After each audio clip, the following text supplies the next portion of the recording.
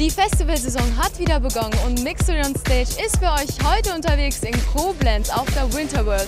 Hinter mir, wie ihr seht, ist eine Menge los und drinnen geht die Post ab.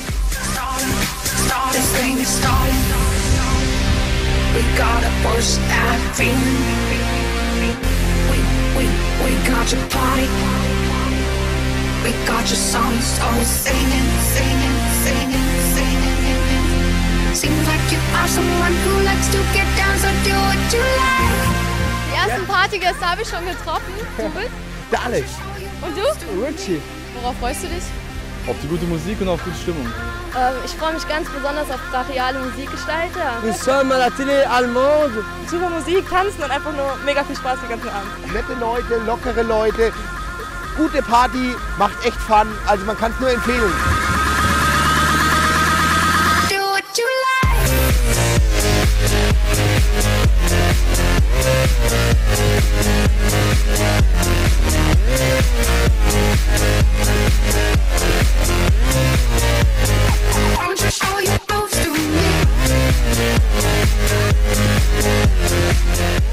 I started in high school just doing local parties and you know, basically got on the radio really when I was still in high school and started doing mixes on the radio in Chicago. When I was first starting out, I was offered Farley Jack Master Funk, the legend in Chicago, legendary DJ, offered me an opportunity to be on a mix show with him.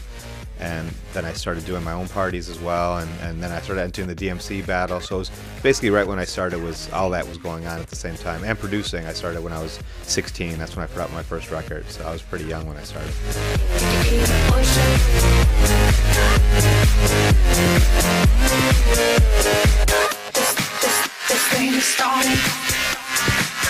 I never thought it was going to be like this. You know, when I first started, it was just something I enjoyed doing. I enjoyed DJing and playing music, and I never thought I could even make a living at DJing. You know, when I first started, it was pretty funny, but to be able to DJ and do something you love and get paid for it, I think is definitely a great thing.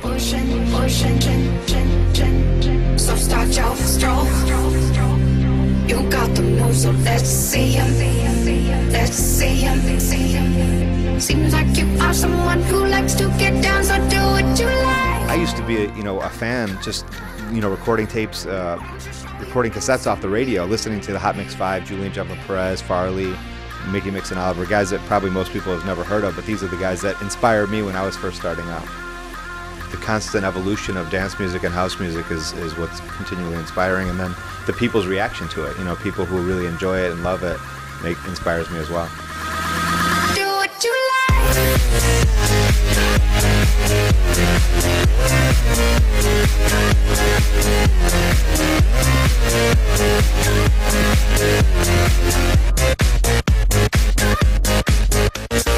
A lot of DJs stick to one sound, you know what I mean?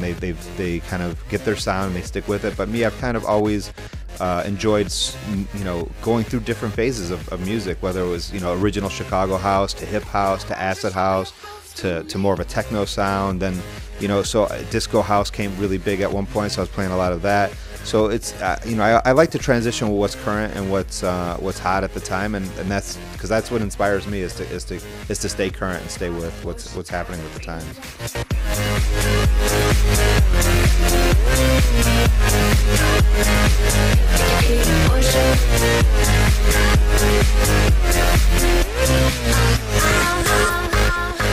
Vinyl was the big thing.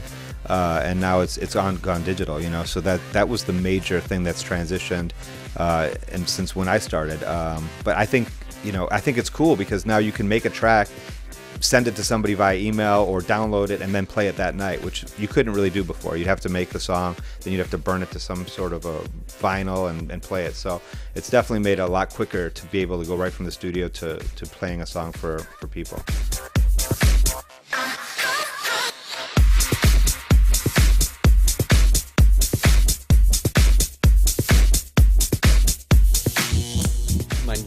Club ist also den geilsten Club. Lieblingsclub. My favorite club.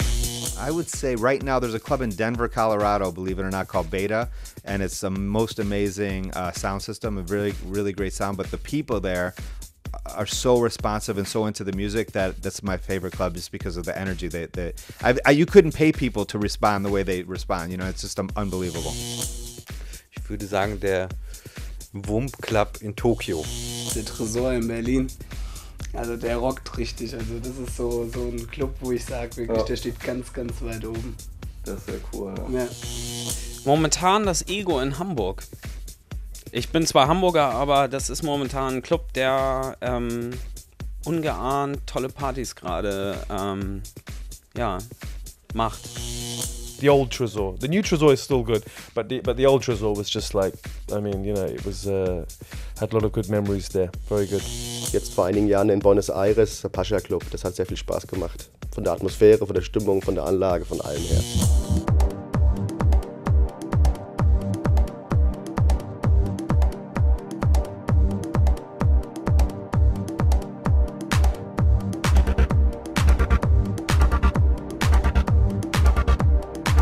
Ich wollte eigentlich Grafikdesign studieren und glücklicherweise ist mir dann die Musik in die Quere gekommen und da haben sich dann die ersten Sachen, die ersten Türen geöffnet und ich muss sagen, mit diesem Quäntchen Glück, was man ja auch im Leben oft braucht, hat sich da das eine mit dem anderen immer gut abgelöst.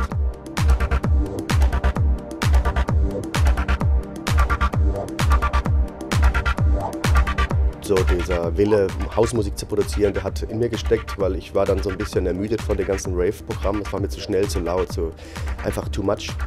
Und ich habe das einfach nicht mehr gefühlt und daraus ist dann letzten Endes so eine Fusion entstanden, die dann Tech House bezeichnet wurde, unter anderem. Also ich möchte mich jetzt nicht als Pionier schimpfen, aber ich werde dann gerne mit eingegliedert, mit zu den ersten dazu gehört zu haben und naja, so hat sich das dann entwickelt.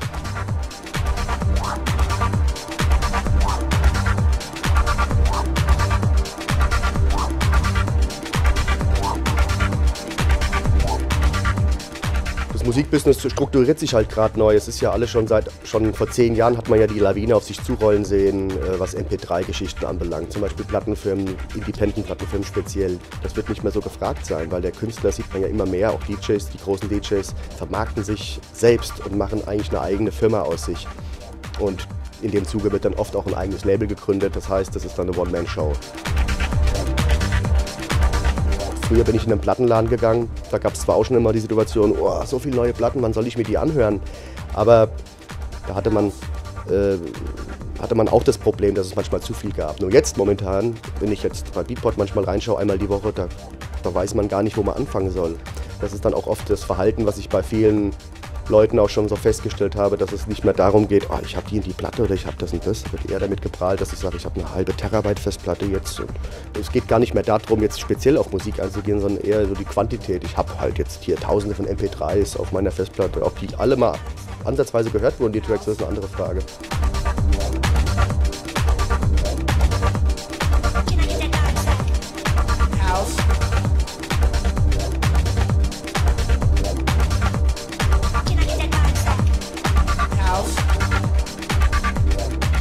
Wenn ich einen guten Run habe, kann sich ein Titel innerhalb von einem Tag erledigt haben.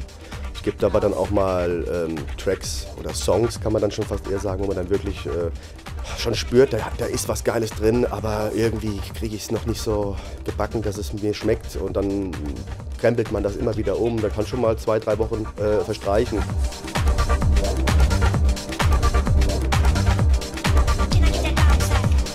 Perfekt ist für mich einfach, wenn ich mir die Summe anhöre und gerade von mir aus auch ein Titel, der in kürzester Zeit entstanden ist, der richtig dreckig klingt, weil er gar nicht richtig großartig gemischt wurde, sondern einfach aus der Intuition heraus wurde das Ding aufs Pult gelegt und oft ist es auch der Dreck, der Matsch, sage ich immer so schön, der oft die Magie in so einen Track, gerade in Clubmusik oder Dancemusik reinbringt.